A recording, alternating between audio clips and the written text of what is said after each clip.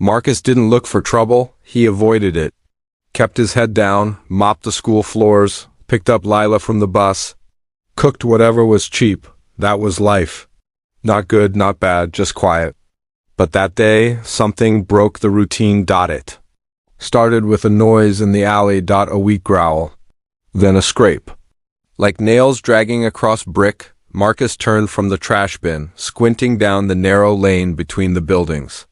There was something there, low, to the ground. Crawling, barely moving. A dog, big, dirty, limping. Marcus took a step forward.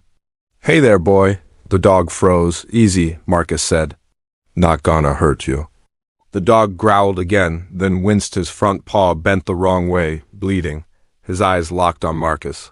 But it wasn't fear in them. It was something else. Like he was waiting for someone to finish the job. Marcus dropped to one knee. "You're not gonna make it out here," he whispered. "Let me help you." The dog didn't move.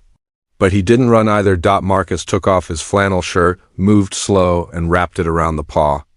The dog flinched hard. "Yeah," Marcus said. "That's what pain feels like." "I know." Behind him, the screen door slammed. Layla stood there with her backpack half open, a juice box in hand. "Daddy? Is that a Volf?" Marcus smiled. "No. Baby, he's just a soldier like me." She came closer, cautious but curious. The dog looked at her, ears twitching. Then for the first time his tail thumped once. "What's his name?" she asked. Marcus sighed. "He doesn't have one. Can I name him?" Marcus glanced at the dog's ribs, his scars, the weight in his eyes. "Sure, Bullet," she said proudly. The dog's ears perked at the sound. "Bullet," Marcus nodded. "Bullet it is." They carried him inside. It took time. Bullet didn't trust doorways. Every sound made him jerk. Every movement calculated. Lila fetched towels. Marcus cleaned the wounds. The cuts were deep, old and new. This dog had been through things. That night, Bullet didn't eat. He didn't sleep either. He lay on the rug near the door, eyes fixed, ears twitching. Not resting, watching. Marcus sat across from him, drinking coffee that had gone cold. "You've seen war, haven't you?"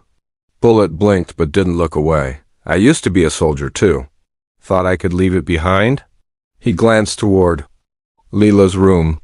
"Then her mom left, and I figured I didn't have the right to complain." Bullet made a low sound, not a growl.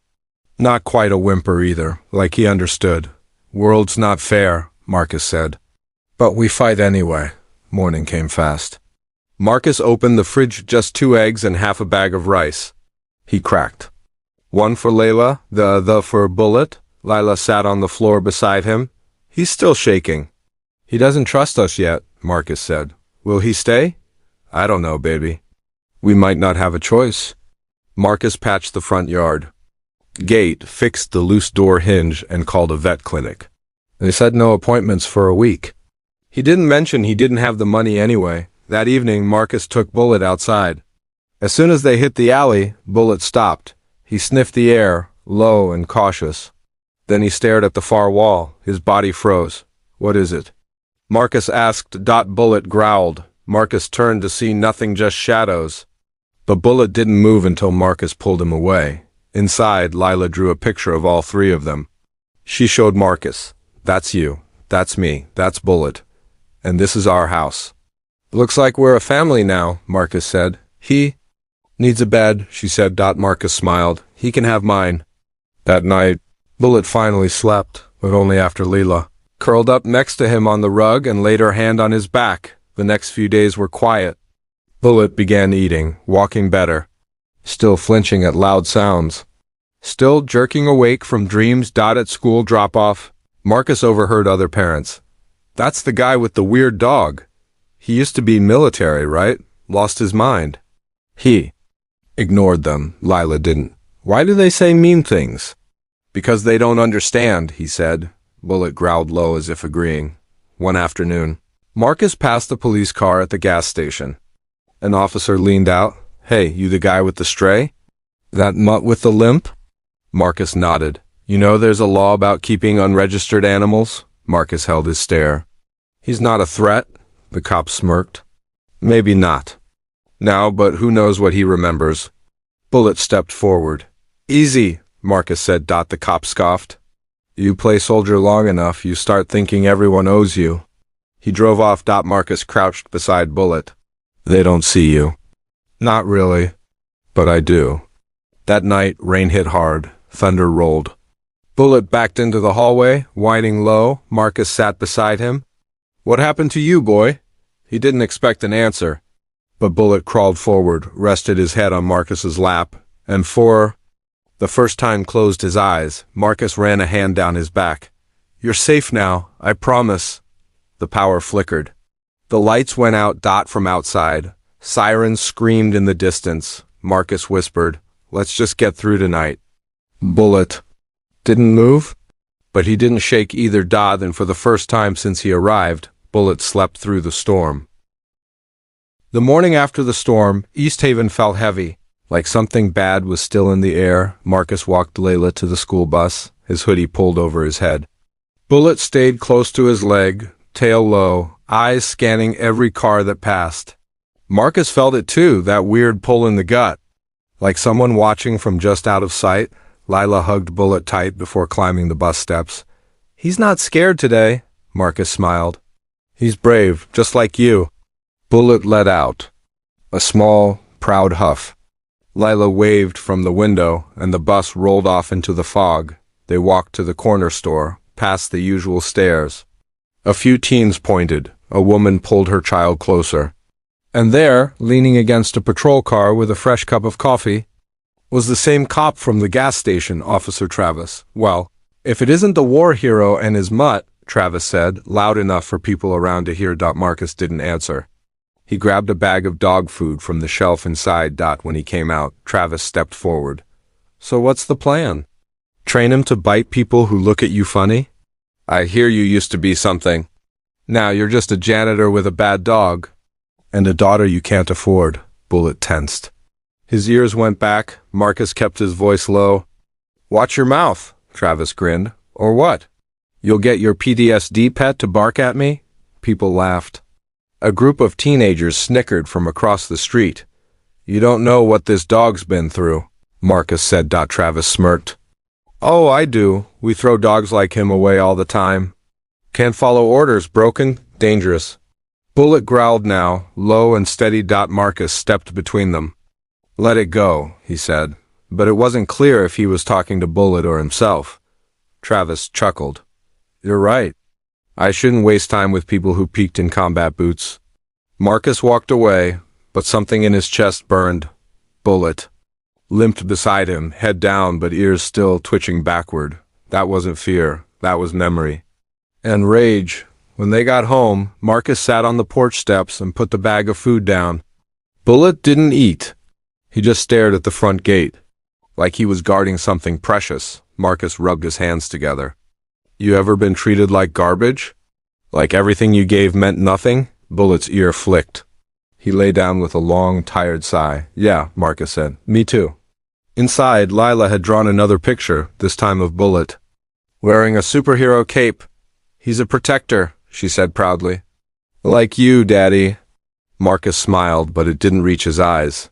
He's more than that, Marcus said quietly. He's a survivor. Later that afternoon, Marcus tried to find work, anything to add to the night shift he already had. He stopped by the auto shop, the grocery store, even the diner. At each place, he got the same look, pity mixed with doubt. Like they already heard about him. Sorry, man, the cashier at the grocery store said. We can't take on anybody. Knew, Marcus nodded. He knew it wasn't about the store being full. It was about what people were saying. The crazy ex-soldier with the violent dog. Back home. Marcus collapsed onto the couch. Bullet sat near the door again, his head lifting at every siren, every slam of a distant dumpster. You remember something, Marcus muttered. You've seen someone like him before. A Travis, loud, cruel, wearing a badge like it gives him permission. Bullet didn't move. You didn't run from him, Marcus added. That's what scares him. The sun dipped low. Leela sat on the floor with a flashlight and read to Bullet. He didn't care about the words, but he stayed next to her the whole time. Do you think he used to have a family? She asked. I think he lost them. Did he cry? Marcus thought for a second. Not the way we do. But yeah, I think. He did. That night, Marcus cleaned Bullet's paw again. The wound was healing. But the way Bullet jerked when Marcus touched his leg told another story, an old one. Someone hurt you on purpose, Marcus whispered, and then they left you. Bullet pressed his forehead gently against Marcus's chest. That was the first time he did it, and Marcus didn't realize he was crying until Bullet licked a tear off his chin. A knock hit the door suddenly hard. Bullet jumped to his feet, growling deep. Marcus stepped back, grabbed the bat near the wall, and cracked the door. It was Officer Travis. Again. Relax, he said. Just here to drop off a notice. Animal control's coming by. You've got 48 hours to register that dog or surrender him. Marcus didn't say a word. Travis leaned in.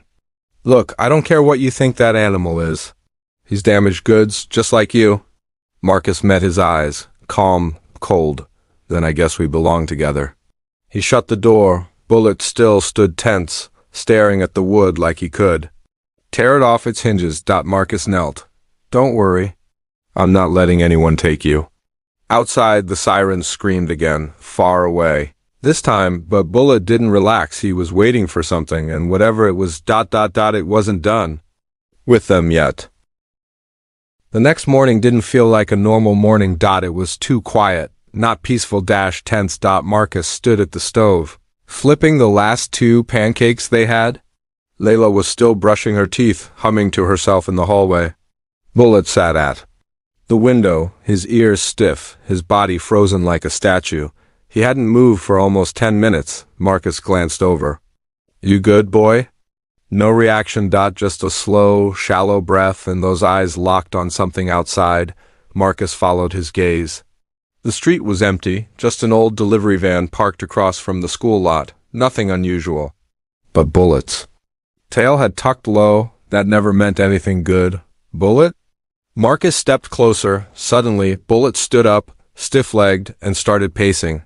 His nails clicked loudly against the wooden floor. He let out a low, guttural bark. Once. Then again. Marcus's chest tightened. Lila peeked out of the hallway. Why's he doing that? Marcus glanced between them. I don't know, baby, but go grab your bag. Let's get moving. At the bus stop, Bullet wouldn't sit. He circled Marcus and Lila, barking every time a car passed. Not loud, not wild. Like a warning. Like a soldier scanning for threats. Even the bus driver noticed. Your dog all right? Marcus forced a smile. Yeah. Just a little protective. Layla leaned down and hugged Bullet tight. I'll be home soon, okay? Don't worry. Bullet whined, licking her cheek once, then staring at the bus doors like he hated them. Marcus watched her wave from the back seat, then vanished behind the tinted glass. Bullet didn't sit. He just watched the road. Chest rising and falling like a fighter waiting for the bell. Back home, Marcus poured some kibble into Bullet's bowl. Bullet didn't touch it. He kept pacing. Back and forth. Marcus turned on the old police scanner he used to listen to during his military years. Static, chatter, then shots fired on Maple and 3rd. All units respond. Marcus's hand froze. That was 5 blocks away. He turned to Bullet. The dog was already standing at the door. Tail stiff, head low, body trembling. Marcus grabbed his jacket. No, you're not going there, Bullet barked, loud. No, Marcus said again. It's not our fight. But Bullet darted past him and bolted out the front door. Marcus cursed, grabbed his boots and ran after him. The neighborhood was chaos. People were running, screaming. Sirens blared from every direction. Black smoke curled into the sky above the bank on 3rd. The glass front had shattered. Police cars surrounded the area, shouting, commands, panic. And in the middle of it all, Bullet. He was crouched behind a patrol car, his ears twitching, his body coiled like he was back in uniform. Marcus ducked behind a dumpster and yelled, Bullet! Get back! But the dog didn't move. He was staring at something. No, someone, Officer Travis, the same cop who humiliated Marcus just the day before. He was on the ground, bleeding from the leg, trying to crawl behind a squad car while bullets flew from a nearby rooftop. Shots from the roof. Someone yelled, "We're pinned!" Bullet growled and stepped into the open. "No, no, no." Marcus sprinted forward, heart pounding. "Bullet, come back!" But the dog didn't stop. He crossed the street under a hail of bullets, somehow untouched, and reached Travis. Grabbing the collar of his vest and dragging him backward inch by inch, Marcus saw it like a scene frozen in time. A dog risking his life for the same man who tried to destroy him. Bullet yanked Travis behind the car and stood over him, growling at the sound of more shots. "Get down!" Marcus shouted. He dove beside them, checking Travis's wound. It was bad, bleeding fast. Travis stared at Marcus, dazed. "You?" "Stay still," Marcus muttered, pulling off his belt and wrapping it tight around the thigh. "You're lucky he got to you first." Travis blinked at Bullet, who hadn't moved from his post. He was shielding them both. "Why'd he do that?" Travis whispered. Marcus didn't answer. He was too busy trying to stop the blood. The shouting around them grew louder. Police fired. Back at the rooftop, more sirens screamed through the city. Someone called for paramedics. Another officer ran over and pulled Travis away on a stretcher. Marcus stood, panting, blood on his hands. Bullet just sat there, tail thumping once, eyes locked on the fading ambulance. "You knew," Marcus whispered. "Didn't you?" "You knew something bad was coming." Bullet didn't answer, of course, but he turned his head, looked Marcus in the eye, and for a second it was like he nodded. That evening, Lila ran into her father's arms. "I saw the news," she cried. "You were there." "They said someone saved a police officer with a dog. Was it you? Was it Bullet?" Marcus hugged her tight. "Yeah, baby, it was." Bullet limped into the room, head low but proud. Lila rushed over and threw her arms around him. "You're a hero!" "You're a real hero." Marcus watched them. Something in his chest cracked open. Pride, grief, fear. "Maybe all of it." He whispered. "You don't run toward danger unless you've seen it before." And Bullet. He'd seen plenty. Marcus barely slept that night. Not after what he saw, not after watching Bullet walk headfirst into open gunfire to save a man who tried to shame him. A man who never looked at either of them like they were worth anything. But in the end, Bullet saved him anyway. Why? That question burned in Marcus's mind like wildfire. He stood by the kitchen window in the early morning light, sipping black coffee that tasted more like metal than beans. Bullet lay by the front door, paw wrapped, eyes half open.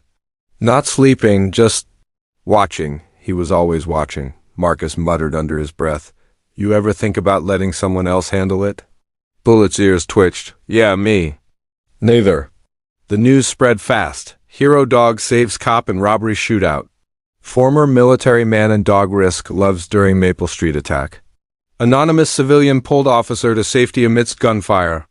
But nobody used Marcus's name or Bullet's. They blurred Marcus's face in the photos, labeled Bullet as a stray. That stung more than Marcus expected. He wasn't looking for medals. But it felt wrong, watching the story be rewritten, watching their courage get erased, made into a quick headline that left out everything that mattered. Marcus flipped through channels until he found Travis's interview. The cop sat in a hospital gown, bandaged and bruised. "They saved my life." He sighed. "I don't know who he was. I didn't get a name." "Liar." Marcus almost threw the remote. Bullet growled from the floor like he understood every word. "You could have told them the truth." Marcus muttered. But deep down he wasn't surprised. Later that afternoon, Marcus and Bullet walked to the pharmacy for Layla's asthma refills. People stared. Some nodded. Others looked away. But one man leaned over the counter and whispered, "You're him, right? The guy from Maple Street?" Marcus didn't answer. The man slid the receipt across the counter slowly. "Not all of us forget what a hero looks like." Marcus gave a quick nod, took the bag, walked out. He didn't feel like a hero. He felt exposed. When they got home, an envelope was stuck in the screen door. No stamp. No name inside, a single piece of paper. "We saw what the dog did. Keep him out of our business. Or next time we don't miss." There was no signature, but the message was clear. Bullet sniffed the paper and growled low. Marcus crumpled it in his fist and stared down the street, heart pounding. Someone wanted Travis dead, he whispered. And we got in the way. That evening, Layla sat in front of the TV, drawing pictures of Bullet in a superhero cape again. Will he be famous now? She asked. Marcus forced a smile. Maybe one day. But he saved a police officer. They should give him a medal. Marcus glanced toward the window, shades pulled tight. Sometimes the people who deserve the most get the least. Later that night, Marcus stood in the kitchen, looking over old papers from his military discharge, names, units, operations, things he'd buried. He wasn't a cop. He wasn't in uniform anymore, but something about this felt familiar. Coordinated. Personal. He stared down at Bullet, who hadn't moved all night. You smelled something before it even happened. You felt it in the air. Bullet raised his head slowly, eyes meeting Marcus's. You weren't just trying to help, Marcus whispered. You knew. 2 blocks away, behind the wrecked bank building, a man stood in the shadows, making a call. He's not just a stray, he said into the phone. That dog used to be K9, he remembered everything. A voice crackled back. If that dog's alive, the whole thing could blow wide open. So what do we do? The line went quiet. Then, take care of the dog quietly. The next morning, Marcus walked Lila to the bus like always, but something was different. Bullet didn't bark, didn't growl, didn't even twitch. He just stood, perfectly still, eyes glued to the horizon. And when the bus pulled away, Marcus saw it, a black sedan parked across the street, tinted windows. Same one that had been near the pharmacy. The day before, Marcus clenched his jaw. They're watching. Bullet let out a low growl. I need answers, Marcus muttered. And I think I know where to find them. He grabbed Bullet's leash, not to walk him, but to keep him close. They headed toward the edge of town, where the old precinct records building sat abandoned behind chain link and weeds. If Bullet really was XK9, his microchip might still be in the system. Maybe there was a report. A name. A reason why someone wanted him dead. Marcus cut the lock and slipped inside. Dust coated every surface. Lights flickered. Filing cabinets lined the walls like forgotten tombstones. He turned on his flashlight. Let's find out who you really are, soldier. Bullet moved through the hallway like he'd been there before, like he remembered every step. Marcus opened a cabinet labeled K9 Division, 2015 to 2021. Flipping through files, his heart stopped when he saw it. K9 Unit. Bullet, badge no, 6753, handler, Officer Travis G. Weller. Marcus dropped the file. Bullet stared up at him, ears tilted. You were his, Marcus whispered. You were Travis's dog. Bullet blinked. Inside the file. There were pictures, Bullet in uniform, posing beside Travis. But the last entry caught Marcus's eye. Incident report, Operation Winterfreeze K9. Failed to respond to recall order. Unit compromised. 1 officer deceased, K9 decommissioned. A red stamp. Unsuitable for duty, and below it, euthanization scheduled, cancelled by unnamed source. Marcus read it again. And again, they tried to kill him. They blamed him for a failed op. And someone somewhere let him live anyway. Marcus looked down at Bullet. You didn't fail. You tried to save them, and they blamed you. Bullet didn't move. But his eyes said everything. He remembered all of it, and now the people who buried that truth wanted him gone. Asterisk. Marcus slammed the file shut. His hands were shaking. Everything he thought he knew about Bullet. It wasn't the full story. Bullet wasn't just a stray.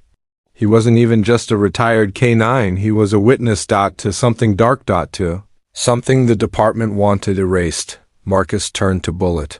They were gonna put you down. For surviving. Bullet stood still, breathing slow, calm, but his eyes never left Marcus's. You tried to save your partner, Marcus whispered, but they said you ran. They lied. Bullet let out a soft whine and looked toward the exit. He wanted out. He wanted to move. He knew this wasn't over. As they stepped outside, Marcus's gut twisted. Something didn't feel right. Too quiet. No cars. No people, not even birds. Then, bang, a shot cracked through the air, slamming into the bricks just inches from Marcus's head. Down! He shouted. He grabbed Bullet and ducked behind a rusted Dumpster. Another shot rang out closer. They were being hunted. From across the lot. A voice echoed, "You never should have gone digging, hero." Marcus recognized it. Deputy Halderman, one of Travis's old precinct buddies. Another name in Bullet's old file. Marcus scanned the alley. One shooter, maybe two. They were closing in. "I don't want to hurt the dog," Halderman shouted. "But orders are orders." Marcus shouted back, "He didn't do anything wrong. Tell that to the dead officer he left behind.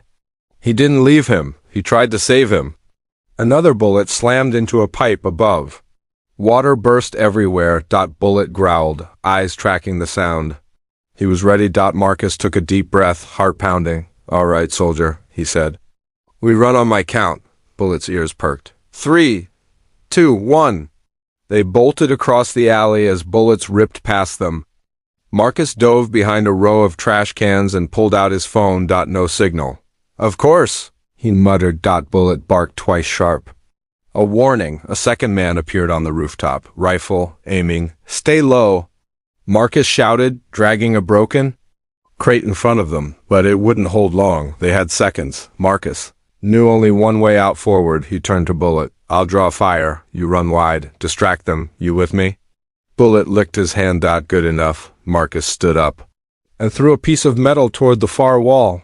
The shooters turned just long enough. "Go!" Marcus roared. Bullet leapt over the rubble, fast and low, zigzagging across the lot like a shadow. The gunfire shifted. Marcus ran the opposite way, keeping low, dodging behind rusted barrels. Suddenly a scream. One of the men shouted, "The dog! He bit me!" Marcus peeked around the dumpster. Bullet had tackled one of them, latched onto his arm, dragging him down. Another man raised his gun, aimed straight at Bullet. "No!" Marcus yelled.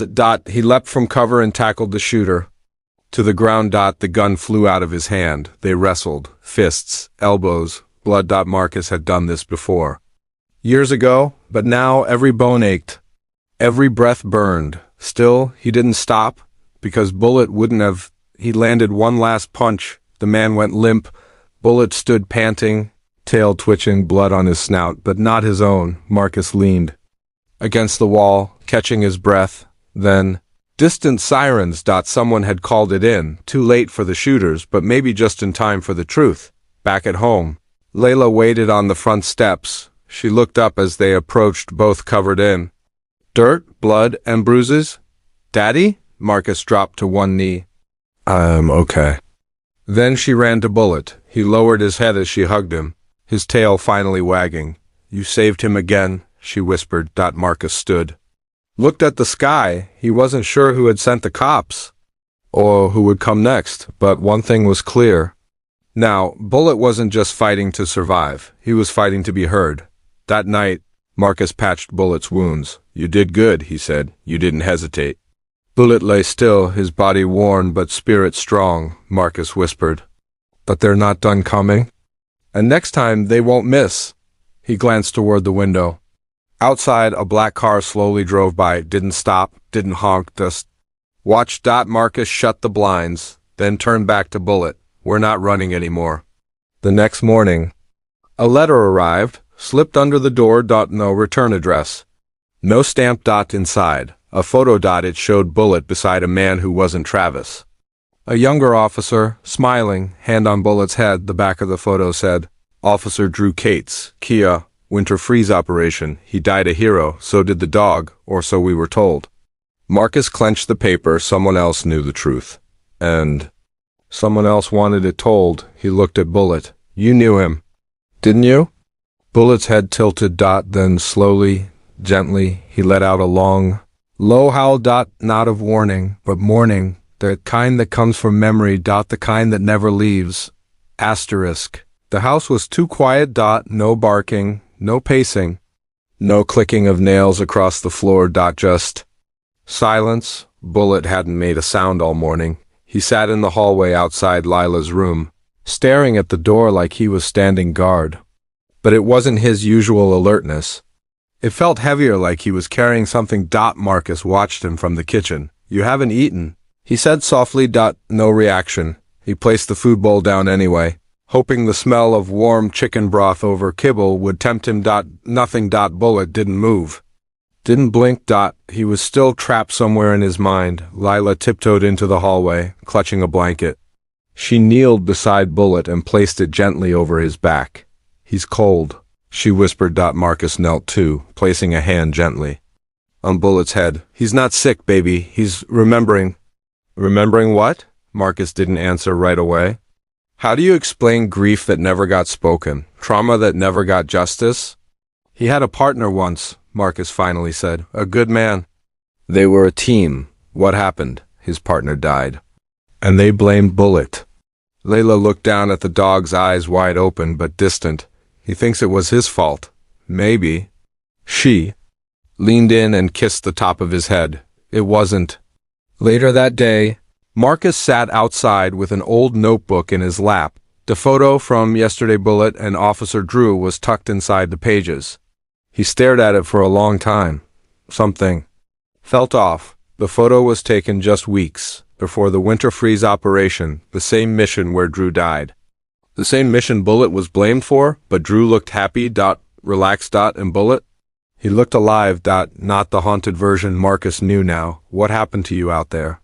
Marcus whispered. Bullet stepped onto the porch behind him, his nails soft against the wood, still silent. Still watching. Marcus made a few calls.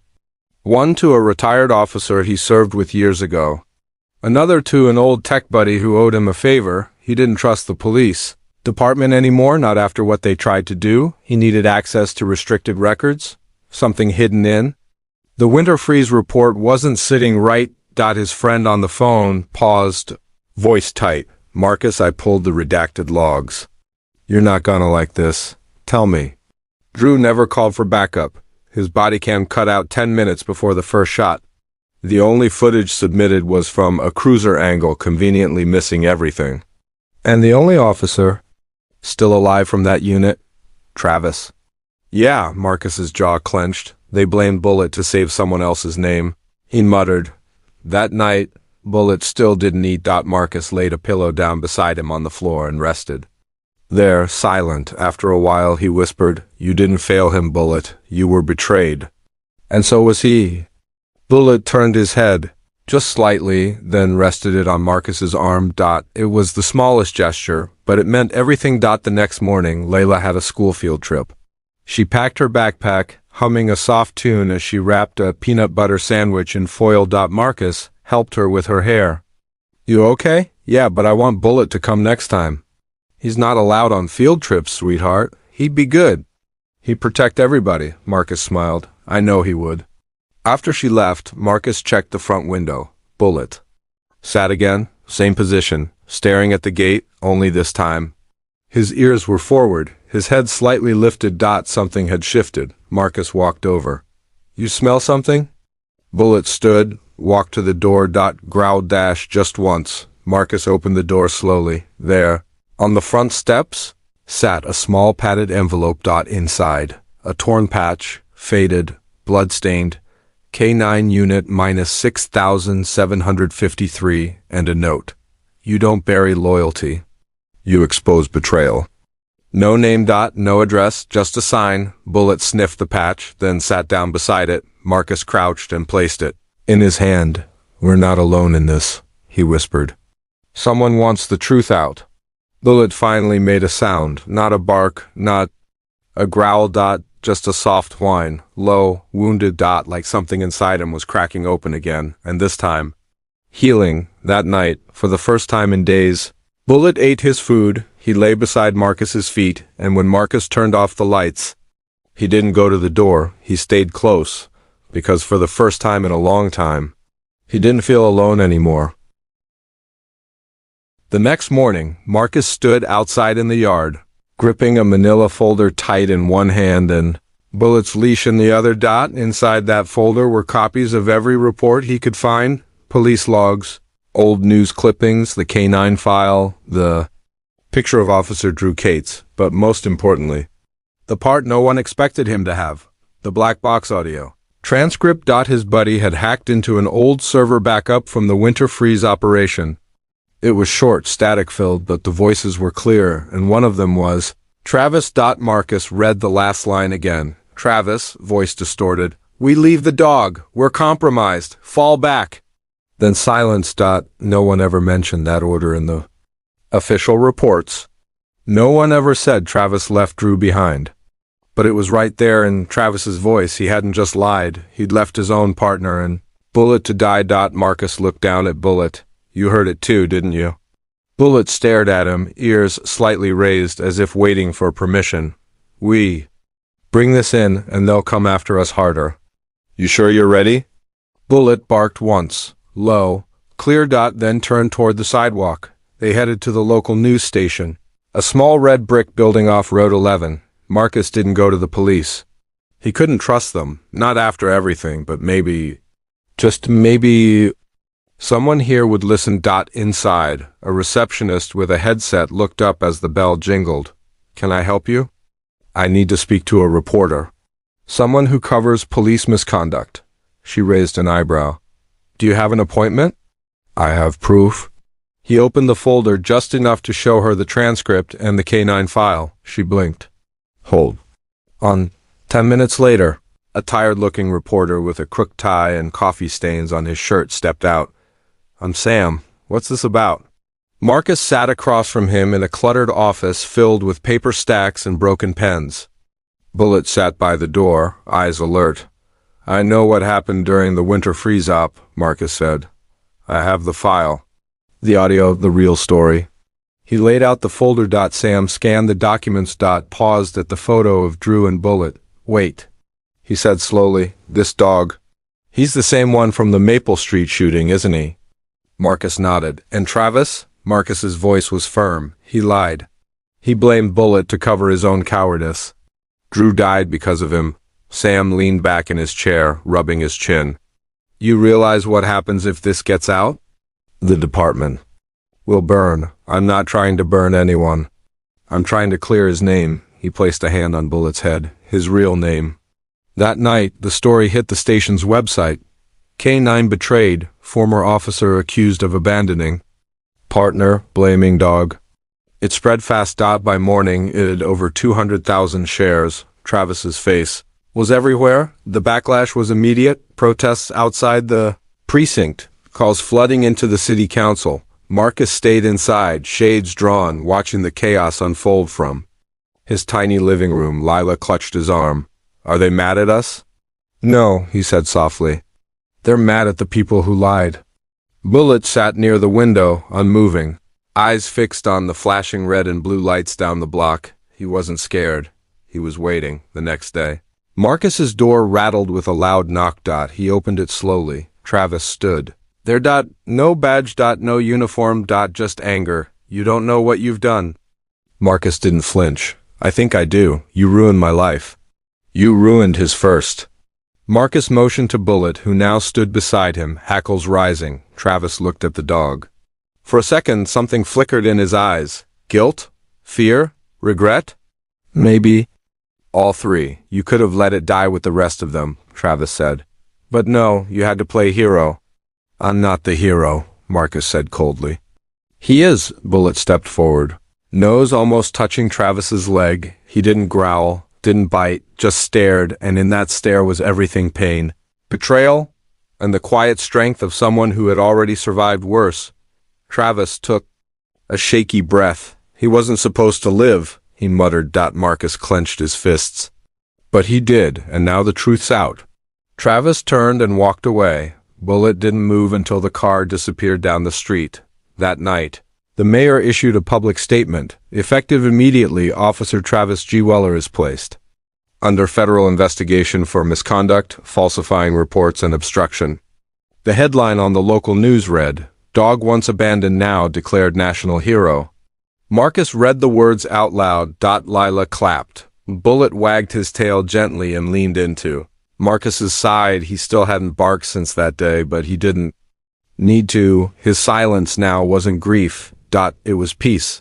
For the first time since Bullet had limped into Marcus's alley, the house felt light, like a weight had been lifted. Like justice finally had a name, and it was his. Asterisk. Just as things began to calm down, the silence broke again. Not with noise, but with eyes, watching, waiting, from unmarked cars parked a little too long, from officers in uniform who didn't smile, from strangers at the grocery store who turned away the moment Marcus looked back. Marcus knew that feeling all too well. You take on a system even with truth, and the system starts watching. He sat on the porch one morning with a cup of coffee, watching the clouds roll over East Haven. Bullet lay beside him. Still as a statue, Layla's school bus rumbled down the street. She leaned out the window and waved. Bullet's tail wagged once. Marcus smiled. But it didn't last, because as the bus pulled away, a black SUV crept forward from 2 blocks down. Same car, third day in a row.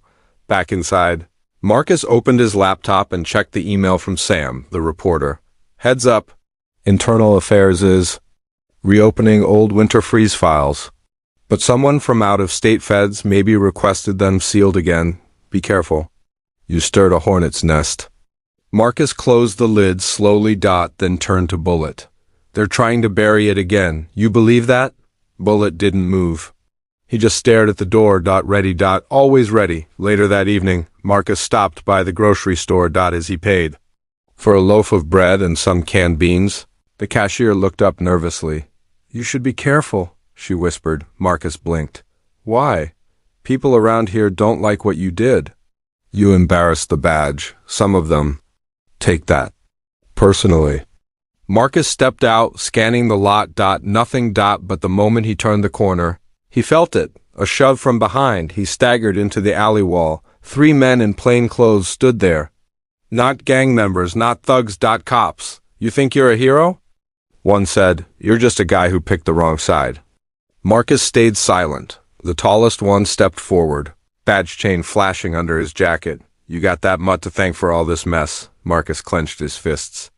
Say what you came to say. The man leaned in close. Travis was one of ours. You should have let him walk away clean. Now you got a target on your back. Marcus's voice was low, steady. I didn't start this. I just stopped letting him lie. The man smiled. Well, lies are what keep certain people alive.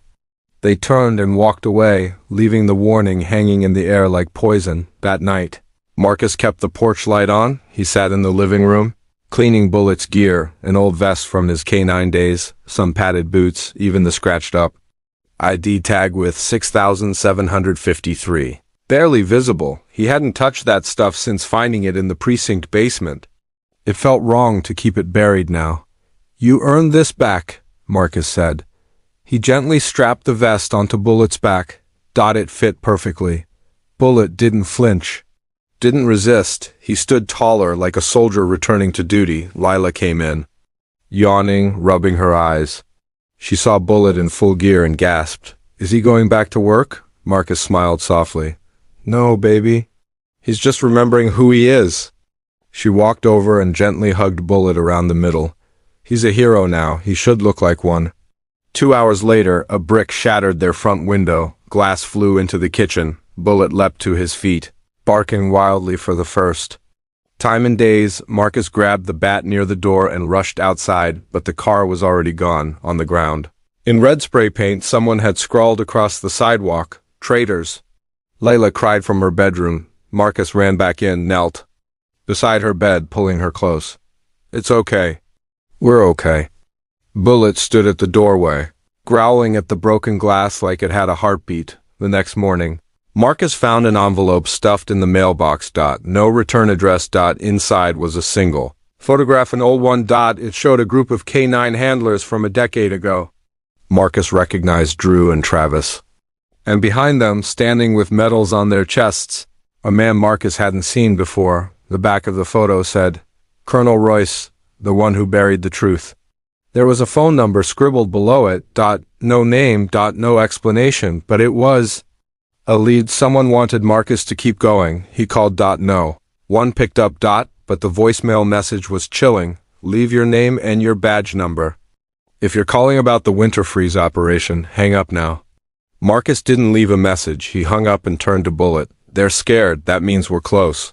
Bullet wagged his tail twice. That night, Marcus moved Lila's mattress into the hallway, away from windows. He locked every door, slid the couch in front of the porch entrance, and kept a flashlight beside the bed. He didn't sleep much, neither did Bullet, but in the quiet between 3 and 4 a.m., something happened. Bullet stood up suddenly, rigid, alert. Marcus woke instantly. "What is it?" Bullet barked once, then moved to the window. Outside, headlights flicked off. A shadow stepped out of a car and approached the porch. Marcus grabbed the bat again. Bullet growled. Low and deep. The door creaked as someone slipped something through the mail slot, and then walked away. Marcus waited a full minute, then opened it. Inside was a flash drive and a note.